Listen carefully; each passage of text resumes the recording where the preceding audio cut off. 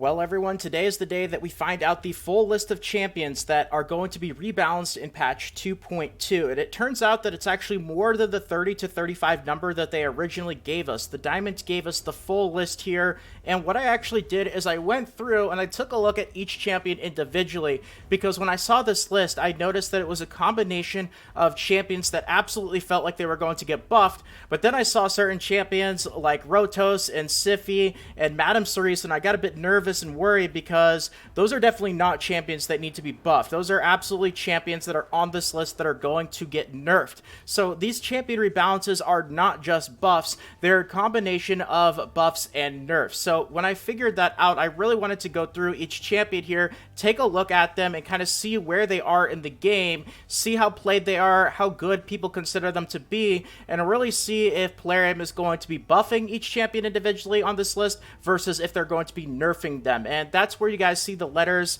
on the left side of this image right here. And I'm not saying that these are 100% accurate or true. I could be wrong on one or two champions for sure. And there's also 3 champions on this list that I am not sure about. And I wanted to talk a little bit about that. But let's talk about the red letter N, the nerfs. And that's going to be coming to a lot of the champions towards the top of the list right there. We've got Rotos, we've got Sify, we've got Tormund, who has to be the champion that's been reworked in the game the most by far at this point. It's crazy the amount of times that they just constantly change his kit. We have Duchess Lolita, who has also been worked on quite a bit. Unfortunately, I was really sad to see the next one here, Madame Cerise, by far my most favorite champion in the game. I absolutely love her skill kit. I love her double debuff, decrease attack, decrease defense, with her remove all buffs. And I have a feeling like this could be some bad news here. I don't know exactly how bad, but the fact that she's on this list, she's already one of the most powerful epics in the game. Legendary quality, even though she's not a legendary herself. To see her here, there's definitely going to be some sort of nerf coming. We got Warlord as well, who I feel like Warlord's already a top tier legendary, so him being on this list has got to be a nerf. And of course, Dracomorph as well, also a top tier legendary. If he's going to be on a rebalancing list, it's got to be a nerf. So let's also go through these 3 champions that I'm unsure of, because this is where I can actually ask you guys what you think. So first of all, we have Coronary. Now, Coronary is actually somebody who I haven't used him. He's got a very interesting skill kit, and it doesn't really seem to be too bad at all. I wouldn't really classify him as top tier, but I definitely would not put him anywhere towards the bottom of the list of champions that really needs to be, buffed or anything like that. So getting into his kit here in the Skinwalkers, this guy right here, he's got an AoE on his skill 1 here that has a 50% chance of decreasing each target's turn meter by 10%. And attacks all enemies 2 times instead of 1, and the chance of decreasing each turn meter increases to 100% if Manaya is on the same team. So he is the champion that pairs with Manaya, and Manaya is not on the rebalancing list. The damage of each hit will be decreased by 50%, so he gets a big buff to that right there with Manaya. Has a 75% chance of placing a provoke debuff on all enemies for 1 turn, places a block debuffs buff and a 60% increased defense buff on this champion, removes all debuffs from this champion before placing the block debuffs and increased defense buffs if Manaya is on the team. So again, second skill in addition to the first skill, also getting a buff from having Manaya. Third ability, AoE, places a 50% decreased attack debuff on all enemies, 60% decreased defense debuff on all targets under a decreased attack debuff.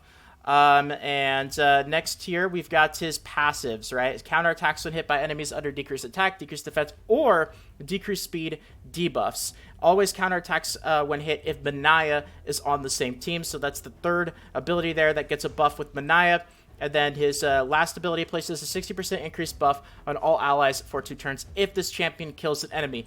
Now, looking at his skill kit, he's got a lot of really powerful abilities here. Like, he's got a great skill kit. And, I would lean more towards possibly getting nerfed, but the thing is, he's a Void Legendary, and, Void Legendaries are obviously much more difficult in order to get, so I kind of lean towards Plarium not really wanting to nerf as many Void Legendaries as regular Legendaries just because of how difficult they are to get. A lot of his usefulness also comes from having Manaya on the same team, so that's why I'm still kind of 50-50, but I'm probably still leaning a bit more towards the possibility of getting nerfed rather than buffed. So All right, moving on to the next one that I'm a bit unsure about. That is Blind Seer. So Blind Seer going to the Dark Elves right over here. So we have her first ability, and once again, she is a Void Legendary. Very important to note that both Coronary, Blind Seer on this kind of list that I'm unsure of are Void Legendaries that might kind of be factoring into my unknown decision here a little bit.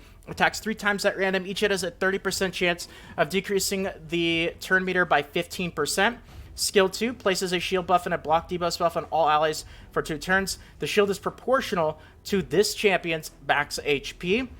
Third ability revives all dead allies to 35%, places a block damage buff on all allies except this champion for 1 turn. This champion will receive damage equal to 25% of their max HP. This will happen even if it kills the champion. So I'm really leaning towards maybe a little bit more on the buff side for her, considering once again she is a Void Legendary. I don't think she has a bad skill kit at all, but maybe some people might consider a tiny bit underwhelming. I mean, she does have a very good skill 1 though, so you know, definitely on the unsure list. Of course, she's got increases ally defense in dungeons by 42% as well. And moving on to the third champion on my unknown list here, and that's Crutraxia. So going over to the demon spawn, and that is right here. So attacks one enemy 4 times, ignores 50% of enemy defense. That is huge. That's a very powerful ability right there. That's going to do an insane amount of damage. But once again, Void Legendary. She is also attack based, which means she's going to be quite squishy, but that's going to hit like a truck right there. Second ability, attacks 1 time, or attacks 1 enemy, has a 50% chance of placing a 25% weaken debuff, and a 50% chance of removing 2 random buffs from the target, grants an extra turn. This ability is super, super strong, especially with that grants an extra turn, but, you know, that's basically her only other ability, right? Besides that, all she really is her auto attack, and she's also got this passive right here, places a revive on death buff on this champion for 2 turns at the beginning of each round. Place a revive on buff on this champion for 1 turn where this champion kills an enemy with a critical hit. Does not occur with Spiderlings. So very interesting passive right there as well.